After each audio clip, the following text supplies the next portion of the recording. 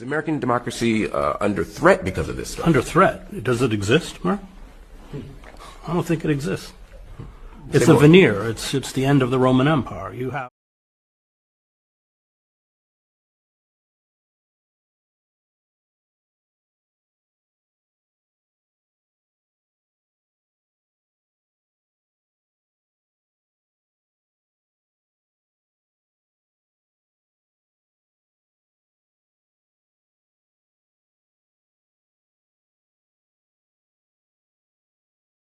the symbols, the iconography, and the language of a democracy, but internally corporations and oligarchs have seized all of the levers of power.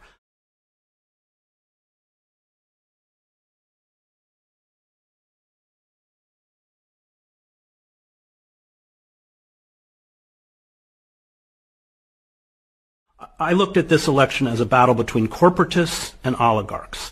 Corporatists, the Democrats, they want something very different from oligarchs. Corporatists want stability, they want decorum, the kind of decorum that Obama had or Bush had, or Bush was an idiot, but at least he had some, they could clean him up a little bit.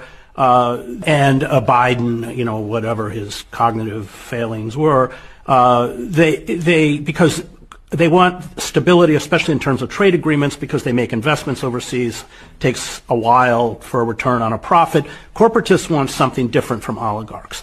Oligarchs are about chaos. They're about, as Steve Bannon said, deconstructing the administrative state. Why? Because it is a pure form of rentier capitalism. And by that I mean that they make their money by setting up toll booths, Amazon, all of these digital media platforms. It's not about producing goods.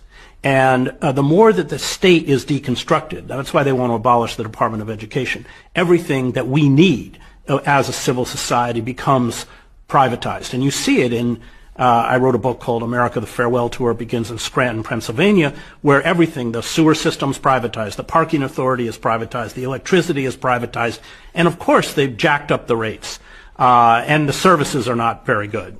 And they want to privatize the post office so we can have a dysfunctional post office like the UK, which is privatized.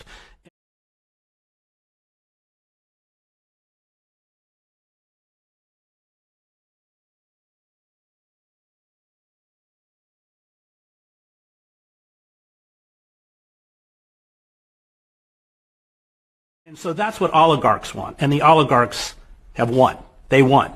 And but that's what this battle was about. In terms of if we strip away its the kind of trivia or the cultural differences between the two parties, that at its core was what it's about. And so we have, as you point out, we have now an oligarchic system. But as Aristotle wrote, once you create an oligarchic system with those kinds of inequities, then your only two choices are tyranny or revolution.